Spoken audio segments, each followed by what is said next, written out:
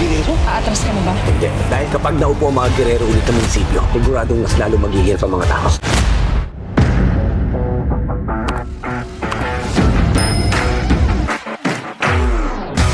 Kinausap ni Tanggol ang kanyang grupo at doon niya ibinunyag ang totoo na may dugong gerero siya. Nabigla ang lahat sa revelasyon. Agad nagtanong si Madonna kung aatras na ba si Tanggol sa laban lalo't kadugo na ang kalaban. Ngunit mariing sagot ni Tanggol, hindi siya uurong. Alam niyang kapag nanalo ang mga gerero, mas lalong maghihirap ang taong bayan. Kaya kahit masakit, pipiliin pa rin niyang labanan ang sarili niyang dugo. Tala, nakatakas na sina Santino at Erica. Sa gitna ng kanilang pag-uusap, ramdam ang unti-unting paglalapit ng kanilang loob.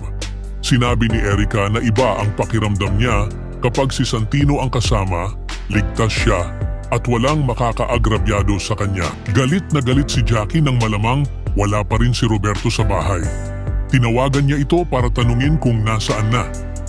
Sa kabila ng nangyayaring kaguluhan, nagawa pa ni Roberto na umalis.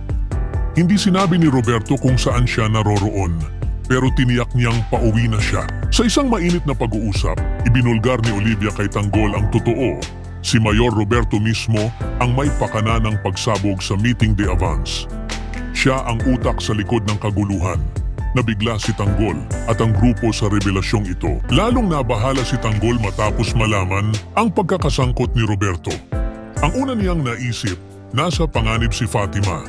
Agad silang nagpasya na puntahan ito bago pa mahuli ang lahat. Sa kabila ng sunod-sunod na revelasyon, labanan at pagkakabunyag ng tunay na koneksyon ni Tanggol sa pamilya Guerrero, pinili pa rin niyang ipaglaban ang tama at panindigan ang kanyang prinsipyo.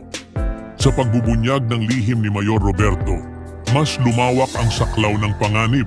Hindi na lang ito laban sa pagitan ng pamilya, kundi laban na rin sa katiwalian sa pamahalaan. Sa gitna ng personal na sakit at matinding tunggalian, makikita na mas pinipili pa rin ni Tanggol ang kapakanan ng mas nakararami kaysa sa ugnayang dugo. Ang mga pangyayaring ito ay patunay na ang katotohanan, kahit gaano man kasakit, ay may kakayahang baguhin. Kinausap ni Tanggol ang kanyang grupo at doon niya ibinunyag ang totoo na may dugong gerero siya.